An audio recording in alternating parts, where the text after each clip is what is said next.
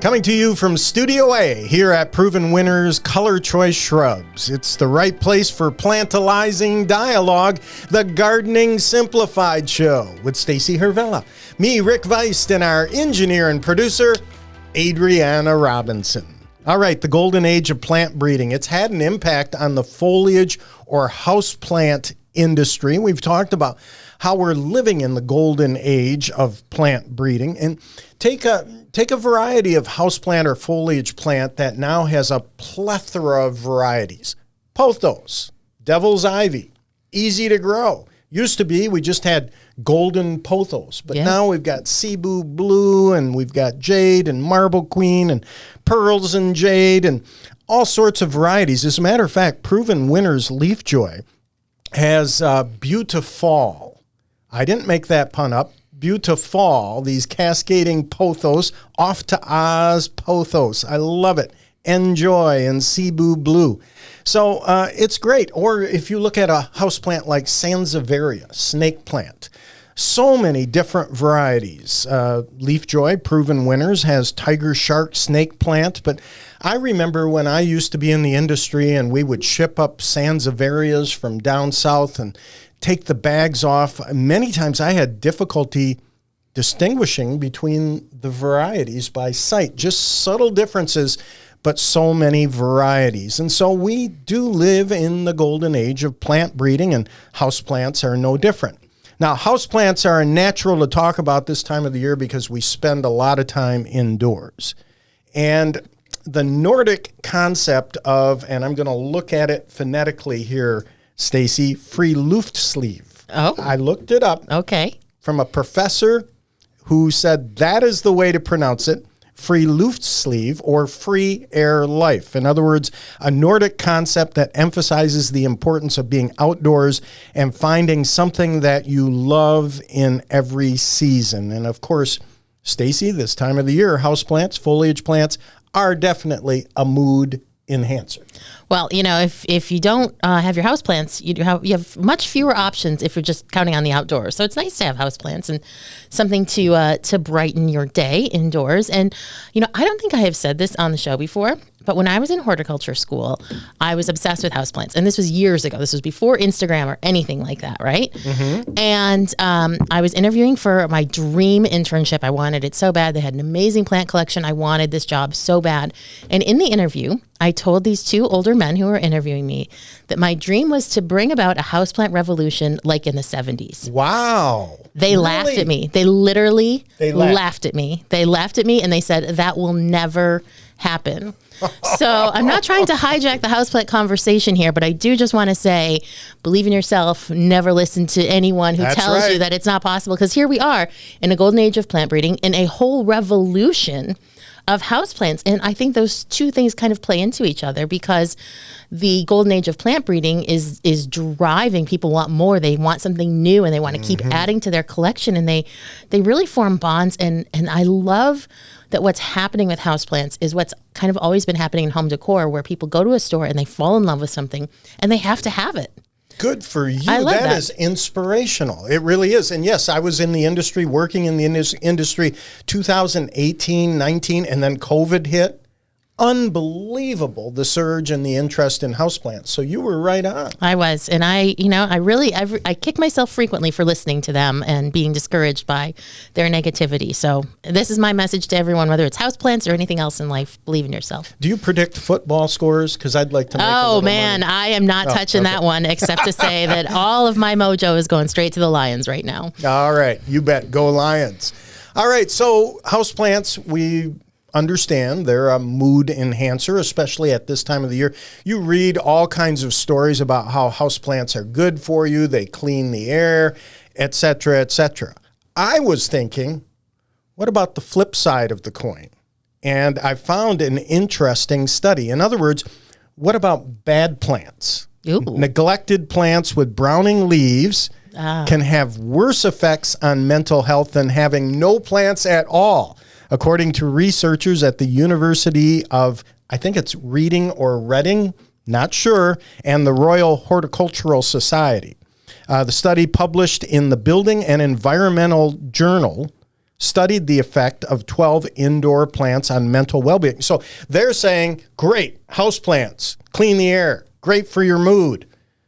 But if they're really looking bad and you're not doing too well with your plants, it can have the reverse. Well, that certainly makes sense. It does make sense. But I would encourage anyone who's undergoing that and having a plant that's not doing well and they feel like it's bringing them down and they feel guilty every time they look at it, throw it away. Get that negativity out of your life and either replace it or just stop doing houseplants. You don't have to do houseplants. I mean, I think people just put so much personal investment into it. And they think it's a reflection on them as a person if they don't do well with houseplants. And the fact is that there's a lot of reasons that you might not do well with a houseplant, and they have nothing to do with how good of a person you are. There you go. Throw it out. It's okay. If you have a poinsettia left from Christmas, throw it out. Well, here's a good word of the day for you. Or keep it. I mean, if you're doing well with it, keep it. But I'm just saying. Good word of the day is moo. Now, I looked this up, and I know I'm pronouncing this right. Now, it's spelled M-O-U-E. This was a new word to me. Maybe not to you, Stacy, but to me it was a new word, moo. It's a pouting expression used to convey annoyance or distaste. And some plants pout in winter. I mean, leaf drop is one of the most common problems affecting, let's say, a plant like ficus. Oh, yeah, definitely. Where the days get short, it's dark, it's gray, the sun doesn't shine, and it decides to drop 50% of its leaves. Again, the development there, ficus or figs. You have Ficus elastica, which is also known as rubber tree. Leafjoy, Proven Winners, has the Chroma Belize rubber plant. Sensational foliage, unreal. Ficus benjamina is the one that generally will drop its leaves. And you can find there Klingon Anastasia, weeping fig, or Klingon Samantha, which is the variegated variety of weeping fig. And then, of course, you've got the Bambino dwarf, the fiddle leaf fig. So lots to choose from in ficus, but this is one of those plants, Stacy, that can tend to pout a little bit. Well, fiddle leaf figs definitely were sort of the poster child for the houseplant craze that arose during COVID. And, unfortunately, that is not one of the easiest plants to grow indoors. And a lot of people invested a lot of money and then felt really bad when it wasn't doing well. And, I'm in the plant industry, so I know that sometimes we may play a part in this inadvertently. But I think one of the biggest issues is that people were marketing plants for rooms instead of conditions. Like, oh, this is a plant for the bathroom, this is a plant for the kitchen, this is a plant for your bedroom. You have to place a plant in your house based on the conditions, not the room. Anyone's bedroom could have totally different light exposures, totally different heat situations. And a lot of people, unfortunately, I think, have been very disappointed in fiddle leaf fig just because they invested a lot in buying one and it didn't do well because it has specific needs. Yeah, and that's the key going in. Good light and proper watering practices are going to be the key no matter what the house plant is.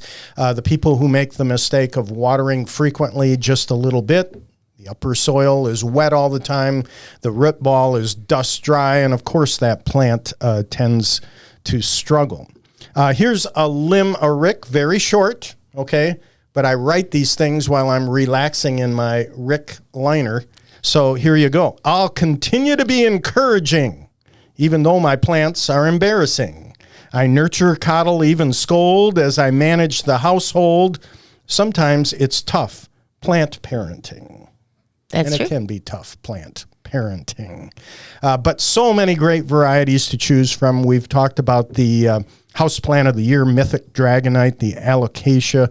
I love Mythic Nessie, which is the African mask or poly Alocasia. Everyone has to have a calathea in their house, like the Calathea lancifolia, rattlesnake plant, a monstera, all of these plants. And look at philodendron, the colors now, the lime colors or Birkin variegated color. Just the variety alone makes you want to add these plants to your home, as you should. And, again, I would just say, get them, enjoy them. And if you don't have the conditions for them, and a lot of people don't, then you don't have to keep trying to grow them. Give them to a friend who can and replace it with a fresh one and just keep rotating out. You can't you can't necessarily change the conditions in your house easily. You can get a light, you can get a fan, you can get all this other stuff, but I don't think people mostly want that. They want to put the plant down and enjoy it. And if you're not enjoying it, it's just not worth it. Although a sun lamp or some artificial light may benefit you also. That's true. This time Especially at this time of year. Plants on Trial coming up next here on the Gardening Simplified Show. Greetings, gardening friends, and welcome back to the Gardening Simplified Show. It's the time of the show where we put a plant on trial, which is to say that we talk about one of the Proven Winners color choice shrubs, tell you all about it, tell you how to grow it, and then you get to decide if it's going to earn a spot in your garden or landscape. And I am going to come right off the bat and say that today's plant on trial is Steady as She Goes gardenia, and we're going to have a very long circuitous route to get to the actual plant.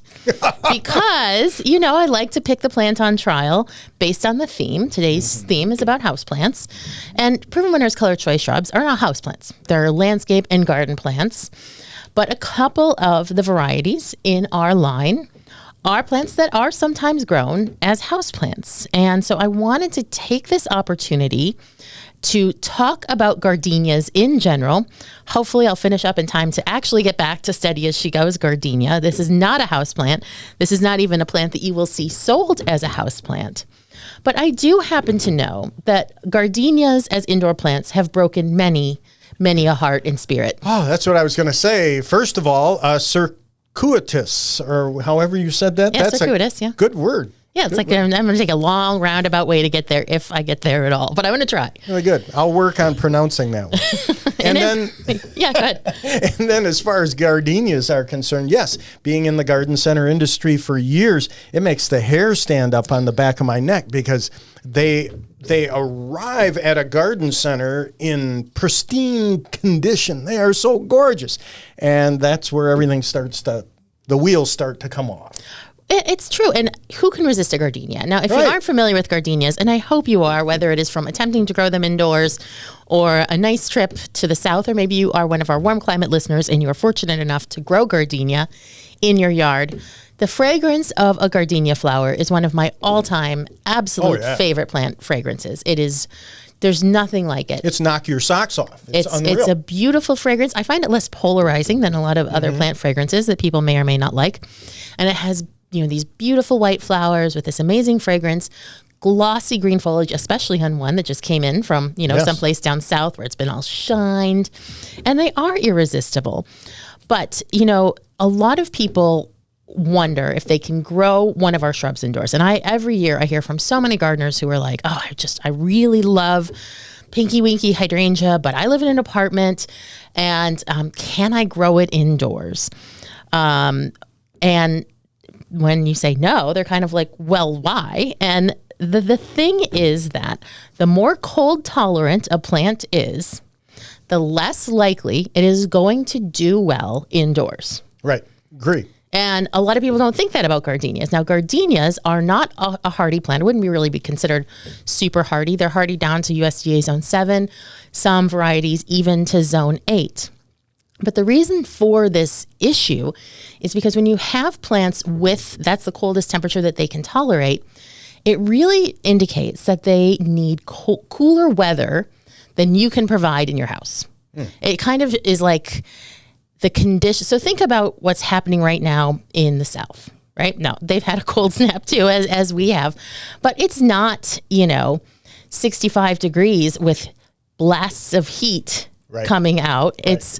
It's cool, and the days are kind of short, the nights are kind of long, and those are the conditions that the plant wants to be in. Now, compare that to your house conditions. They are nothing like that. Like I said, you've got heat going. Dry heat. You don't have good air circulation. Dry heat is a huge issue. You don't have good air circulation, and so these plants, they really struggle to grow indoors. And I think that a lot of the frustration and heartbreak that has come, especially from gardenias, is that when you do see them in the grocery store or the florist or the garden center, it's in the houseplant section. Right. And you get one and you think that you should be growing this like you grow your pothos, like you grow your jade plant, like you grow all of these other plants that you've had for many years and you treasure. And that is just not going to happen with the gardenia. They arrive at Valentine's Day with all the other flowers, and then you give that to somebody. And I'm like, oh, you're about to get in on a high maintenance relationship here, because it's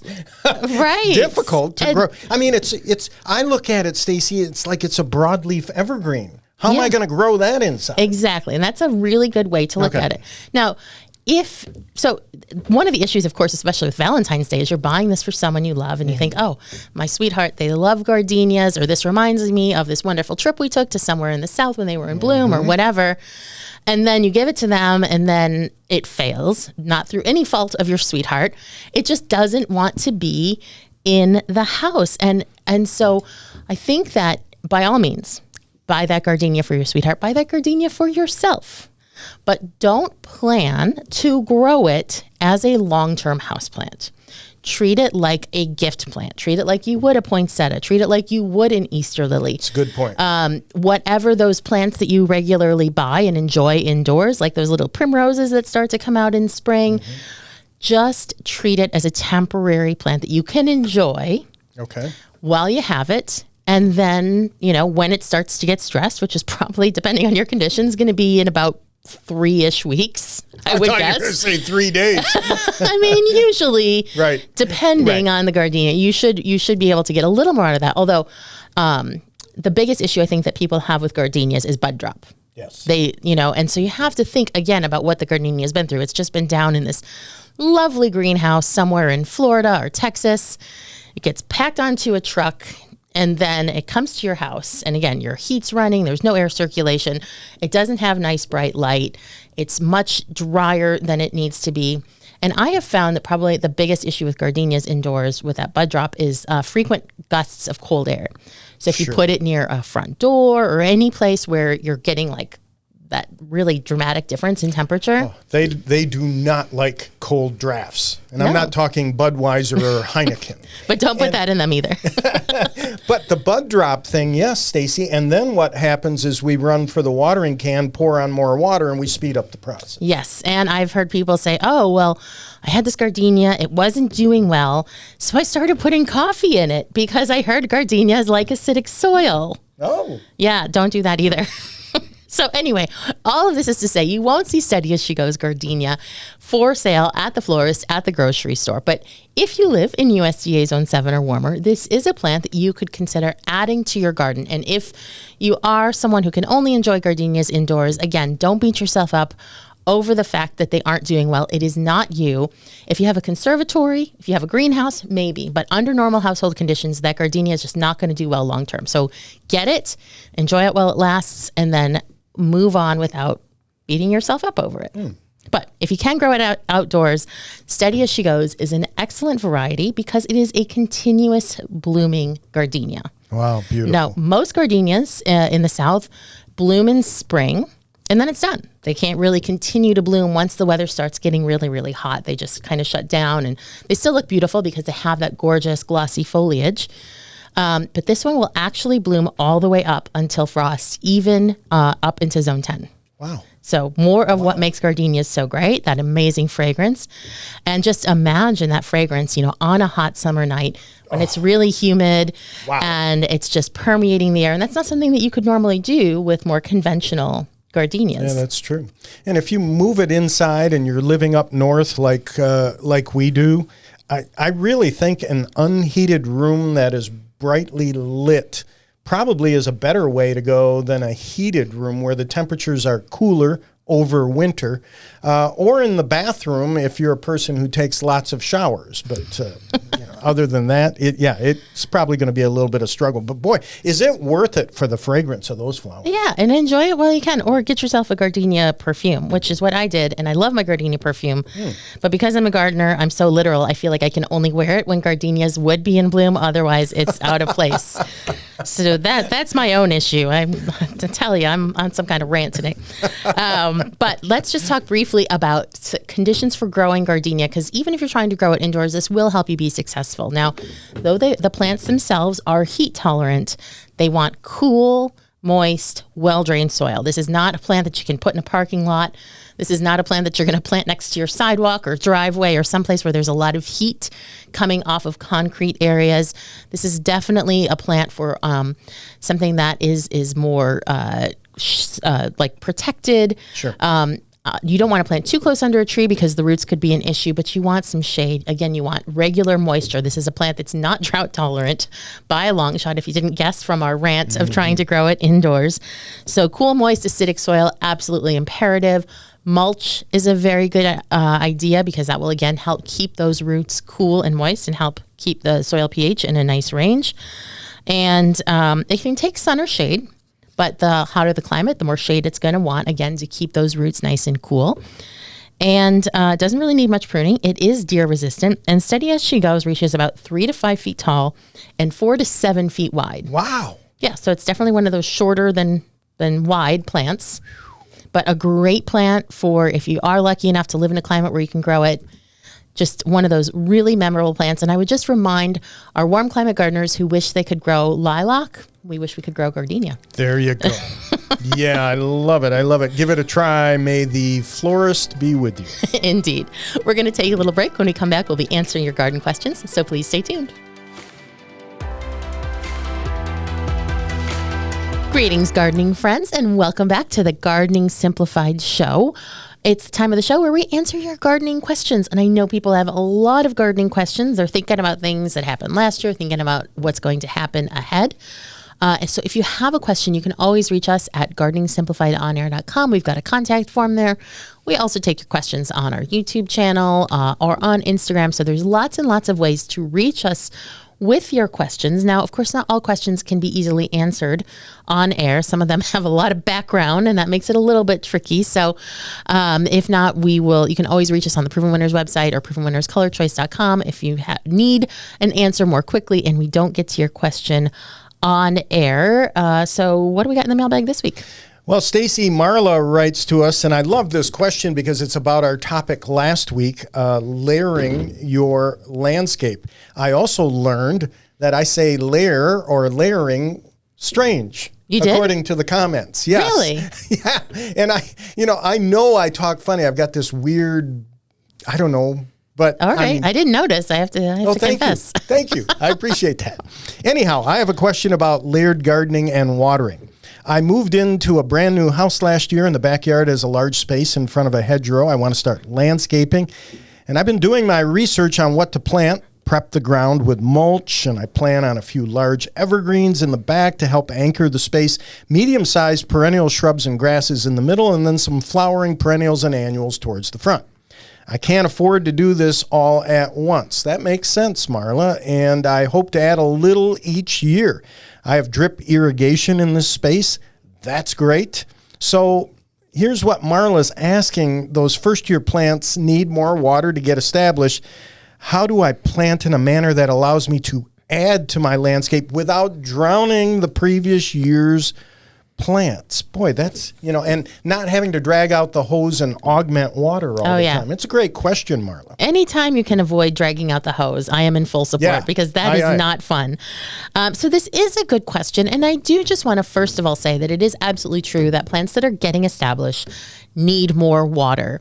It's important to help create a good environment for root growth so the plants will get established more quickly and be able to withstand any challenges down the line.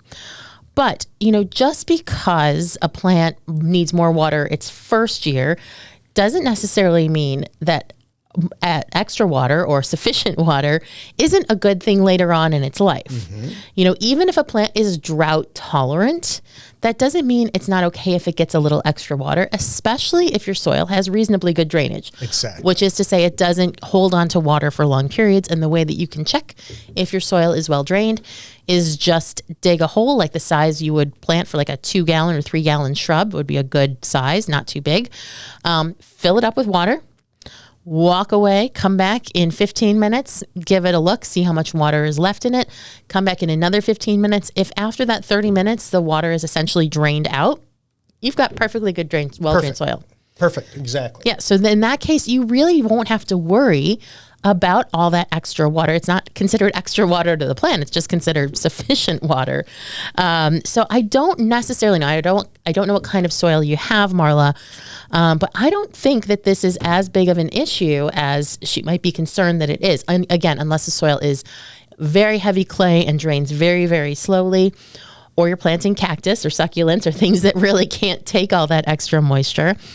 I don't think it's going to be that big of an issue. I don't either. And I really believe, again, when you read plant catalogs, they're always telling us to go for moist, well-drained soil. You know, what is that? I view it as soil that has a fair amount of organic matter in it, and it drains well. And if you do that, I think you're good to go. Yeah, I don't think it's a huge concern. Again, unless you're, even again, if something's considered drought tolerant, all that means is it can take drought, not that it wants drought. And a lot of times things that are drought tolerant, they will shut down. They won't flower as well. They'll live, but they won't flower as well. They won't look as good. But I also wanted to address that it is a great thing that Marla has drip irrigation. Yes. Because drip irrigation is so versatile. And I think even if Marla doesn't have well-drained soil, having that drip irrigation, you have so many more options. Now, there's two main types of drip systems. There's inline drip, and this is the type that is tubing that you would kind of curly cue all over your yard and lay out in lines. And so that would be like, sometimes people will put that under grass or something like that. And then there's, I don't know what the formal term for it is, but these spaghetti tube systems where you have a main feed tube and then you put spaghettis off the tube to deliver it to your plants. Now that spaghetti type is very, very versatile. You can add more emitters. You can change the emitters so that you have emitters, which is a little thing at the end where the water comes out, where less water is being applied. They have low volume emitters and high volume emitters. So you could switch those up. Some drip systems even come with little plugs that you can put into where you had punched out for a spaghetti. Put a plug in there so it won't have any water and then just move the spaghetti to somewhere else. We did that a lot when I was a rooftop gardener. So I think if you are concerned, if you find that your soil isn't well drained, or you have plants that are really going to want to stay drier for their long-term health and success, that you should start looking into those options depending on your drip system and adapting it to your plant's needs. Coming up next week, we'll have an expert on drip irrigation coming right here into the studio, and we're going to take some of the mystery out of it, Stacy. And the other comment that I would make, those are great comments. I would add to it, don't be one of these set it and forget it people. Now, you'll see people who get automatic irrigation or drip irrigation in April. They set the clock or set the irrigation, walk away thinking, I'll shut this off on Halloween. Don't do that. The environment changes, conditions change, weather changes. Don't be a set it and forget it person. And, even if you have a rain sensor that's going to shut off your system, those are notoriously unreliable. So, and you should want to be out there with your plants and watching them and monitoring them and seeing how they're settling in. But again, Marla, this sounds like such an exciting project. She sent photos. Great. So we're going to have those in the YouTube version as well as on our site, gardeningsimplifiedonair.com. You can see what Marla has. She's got a blank slate. And is there anything more exciting than that when it comes to gardening? And Marla has her thinking cap on. Way to go. Thanks so much. Great question. Debbie asks us, I have crocus that have naturalized all over the yard that are absolutely beautiful in early spring. Would using a pre-emergent on the lawn in spring hurt them? Now, I would say right off the bat that crocus are not really bulbs, they're corms, but not seeds. Right. And seeds are going to be most affected by a pre-emergent. You could consider using corn gluten or some low residual type pre-emergent. If you're using something like preen, which is something many people use throughout the country as far as a pre-emergent in their gardens are concerned, read the label. Read the label. It will tell you very, very clearly. Now, sometimes a pre-emergent could cause a little bit of yellowing, although I would say, Stacy, that at least here in Michigan, generally I expect the crocus to bloom in March. And we usually put down pre-emergent controls when the soil gets warm enough, 55 to 60 degrees, which usually happens about mid-April. So I don't think it's much of a concern. Yeah, I agree completely. So anything that you buy that is a pre-emergent is specifically formulated to prevent seeds from germinating. So it works on preventing weeds by not letting the seeds germinate. Now, even though your crocus have naturalized, I think it's highly, highly unlikely that that naturalization has taken place through seed. It's taken place because, like Rick said, it's a corm. It puts off a bunch of little babies every year at the end of the season. As those grow and mature, they start to reach a flowering size, and then you get that beautiful naturalized look, which I adore. So, but in between the timing, do look at the label, because some labels will say, oh, apply at this time, or it could affect this, don't apply around this. So you want to look out for all of those caveats, but I would say enjoy your crocuses and hopefully a less weedy lawn as well with that pre-emergent. Fantastic. Jackie's asking, would you please give advice on using ground covers for weed suppression? Now that's kind of an interesting approach. It is a good one, and it can be effective. But there's two things that I wanted to say to Jackie about this question. So number one is you will get faster weed control if you plant your ground covers more closely. Ground covers, when you plant them, it takes a while for them to grow together and actually create that carpet-like effect. So even under best case scenario, you're still going to need to do some hand management of those weeds as that gets established. But of course, if you plant them more closely, they'll fill in more closely and you will have a little bit less to do. So if it's within your budget, you can just plant more and plant them more closely together than what the tag recommends. The other thing I would say is not all ground covers are created equal. So you're going to want to, if you're really growing these to prevent weeds, you're going to want to look for those that have a more dense root system. So you're going to be looking for things like liriope, wild ginger, also known as a asarum, ajuga, hosta, basically anything that if you pick up the plant that's, the leafy part or the stems of the plant, if that comes off of the ground, so I'm thinking of something like a creeping phlox, right? So if you've seen a creeping phlox, if you try to lift up the plant, it kind of comes off the ground. It's not rooted in. It's just a little clump of plant with a central root. Those are going to be less effective because they're not out competing the weeds as much. They really only have sort of a smaller root system, and then the plant spreads. What you want is a plant with roots that spread as well, if you're really trying to outcompete weeds. So I'll put some of these suggestions in the show notes at gardeningsimplifiedonair.com. But otherwise, I would say that, the ground cover you choose is what's going to make a difference. So I've done that with liriope, and yes, some weeds grew in the spacing. But once both were growing, I cut it back with a weed whacker so I could easily see the weeds, cleaned them up. The liriope took over, and it seemed to be fine. One other quick thing, nepetas. Nepetas spread nicely, and they have allelopathic, am I pronouncing that right? Properties where they crowd out or will fight off weeds. So I'd consider also some low-growing nepetas. Yeah, well, you can't go wrong with that. It's one of my favorite plants. So thank you all for your questions. You can find all of the notes at gardeningsimplifiedonair.com. We're going to take a little break. When we come back, Rick has branching news. Welcome back to the Gardening Simplified Show. Okay, it's time for branching news. It's not breaking news, but we don't make this stuff up. A group of Japanese scientists has successfully filmed plants communicating and warning others about potential dangers in real time, making a breakthrough in an observation first documented in the early 1980s. So published in the journal Nature Communications in October of last year, the research team from Japan successfully captured undamaged plants, sending defense responses to nearby plants after sensing volatile organic compounds, VOCs, which are produced by other plants in response to mechanical damage or insect attacks. Now that is pretty cool, and we're going to post that link at the website gardeningsimplifiedonair.com. I love the fact that I talk to plants, but I love the fact that they're talking amongst themselves. I think that's cool. Like ferns, they talk a lot. Ferns talk so much they could make a telemarketer hang up. So, all right. An Australian woman's bandicoot ravaged yard was dubbed the winner of the world's first ever ugliest lawn competition. Did you know that existed? No, that is a dubious honor, as they would say. Wow. Kathleen Murray of Sanford, Tasmania, was named the winner of the contest, which was organized by the town of Gotland, Sweden.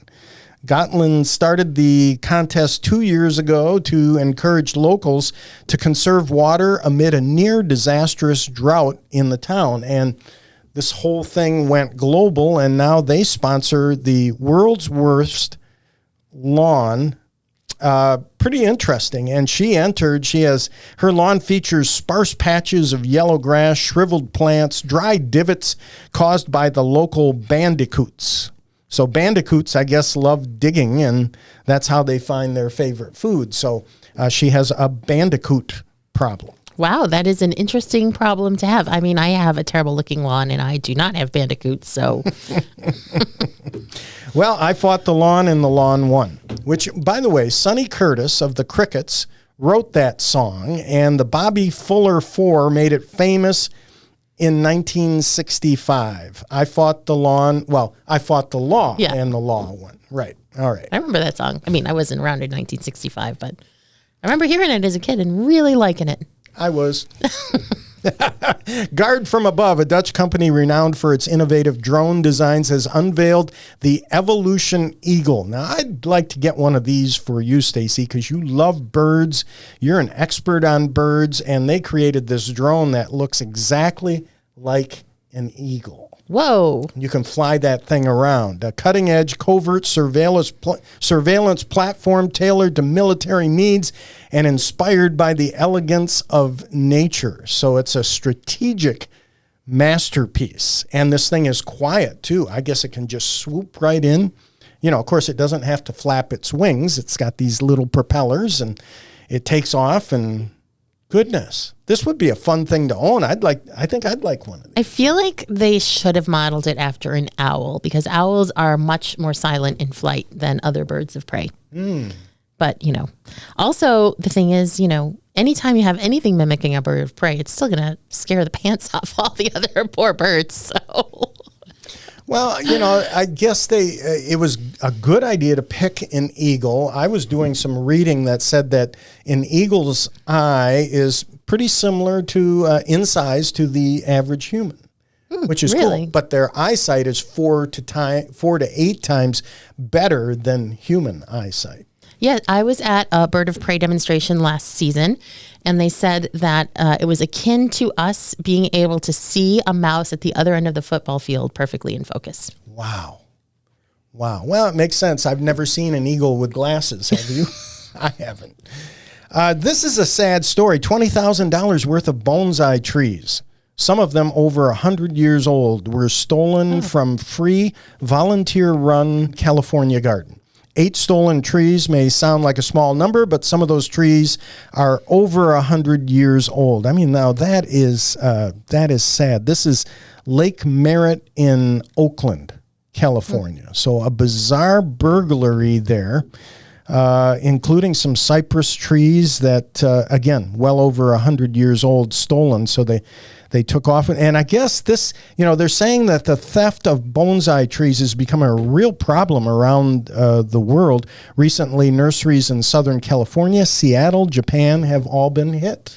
Well, you know, it's very sad. It's very sad for the gardeners and all the other people who could have enjoyed them at those gardens. But to me, the worst part is that these plants are not easy to take care of, and they will almost certainly die unless there's some really, you know, malevolent bonsai expert out there who's going around and stealing these. Bonsai, especially ones that are that old, are not an amateur prospect. I wouldn't even touch it myself. People train for years to take care of them. They're very difficult to take care of. They need watering multiple times a day. So the real tragedy, aside from the fact that, again, the gardens can no longer share these with their visitors, is that I would say the plants will almost certainly die.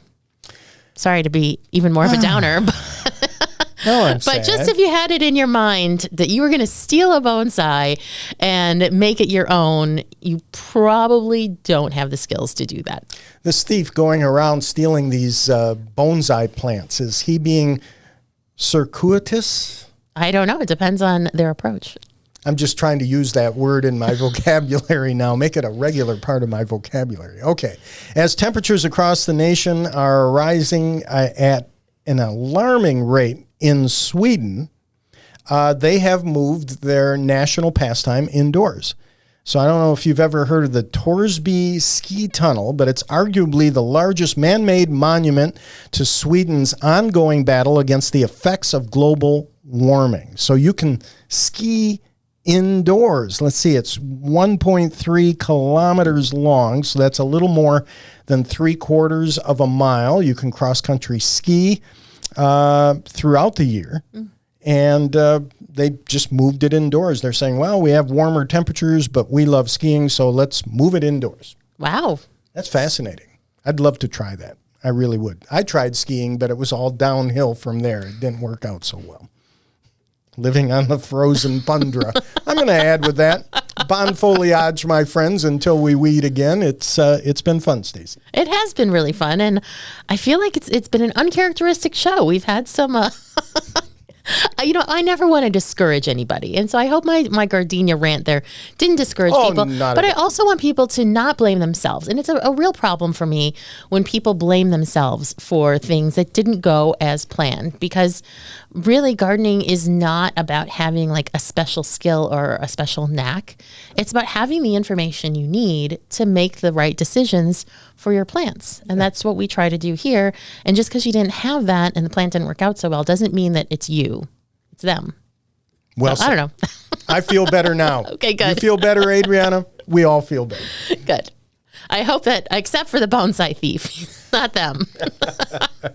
Thanks for joining us on the Gardening Simplified Show. I want to remind you, we have a podcast. If you're listening to the podcast, you already know that. But we're also there on YouTube and on radio, and we appreciate your support. Gardening Simplified onair.com. Thank you, Stacey. Thank you, Rick. Thank you, Adriana. And thanks to you for tuning in. The Gardening Simplified Show.